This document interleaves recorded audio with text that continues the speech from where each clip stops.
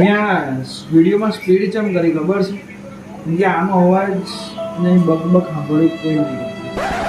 હું મને નહીં ગમતી એટલે મેં સ્પીડ કરી નાખી આ વિડીયોમાં ખોટું લાગી ગયું છે બેનને ખોટું લાગી ગયું છે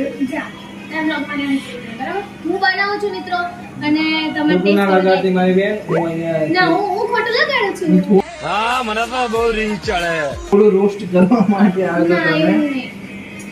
સીટી વાગવામાં થોડીક વાર લાગી છે મને પગમાં દુખાવો થાય છે ઊભા સીટી કેટલી વાગવાની ત્રણ. 3 સીટી વાગશે એટલે હું તમારી સામે આવીશ A few moments later. તો મિત્રો આ હવે ગેસ બંધ કરી દેશે 3-4 સીટીઓ વાગી ગઈ છે હવે ધાણા એને કટિંગ કરીને મૂક્યા છે ધાણા નાખશે આ પુલાવ છે ખુશીબેનનો છુટ્ટા બન્યા તમે જોયે એકદમ છૂટા બનાવ્યા છે તો વચ્ચે હાથ ના નાખીશ જો તો ખરી ઓકે ડન હવે આપણે ટેસ્ટ કરીને જોઈશું કે પુલાવ કેવો બને છે મને પેલા ચખાવો નો કાઢો કે ખાવાનું ચાખું દર્શકોને ખવડાવવા અને મારા દર્શકોને કેવું પડે કે કેવો બને. સીનું ના ભાઈ ના અંદરથી નહીં ટેસ્ટ કરવાનું તું તો બગાડો છો ના ભાઈ ને હું નહીં આપું લાય આમ તો લાય મને નહીં આપો. તમે આપો પ્રસાદી તો મેડમ પ્રસાદી આપો નહીં મળે જા. તોય આપણે ચાખીને તો અંદરથી નહીં ચાખવાનું બરાબર મને એ નહીં ભાવતું તો મને નથી ભાવતા ટામેટા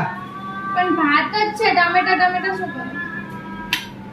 મિત્રો આને મસ્ત નાની એટલે ડિશમાં આપી દીધું હું નાનો છોકરો છું કે મને આવી ડિશમાં આપે ટેસ્ટ એટલે આટલું જ હોય આટલું બધું ટેસ્ટ કઈ ના હોય તો પણ એક જ ચમચી ટેસ્ટ હું મેં ટેસ્ટ કરવા આપે એમ કે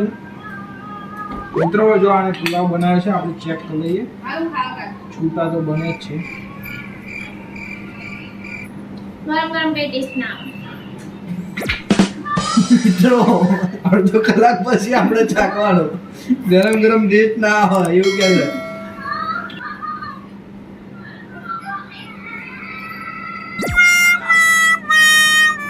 મેં તો પુલાવ નહીં લાવો મેં સ્મેલ કરી મિત્રો સ્વાદમાં થોડો ખારો છે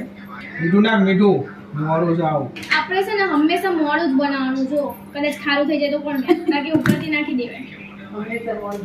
એટલે થોડુંક મોડું બનાવવાનું મીઠાની થોડી કમી છે મીઠું આપણે નાખી દઈશું માથું નાખમાં હાથ મૂકો દે ને. ખારું જ છે. બસ મિત્રો બની ગયું છે હવે પતી ગયો વિડીયો થોડુંક like, subscribe કરીને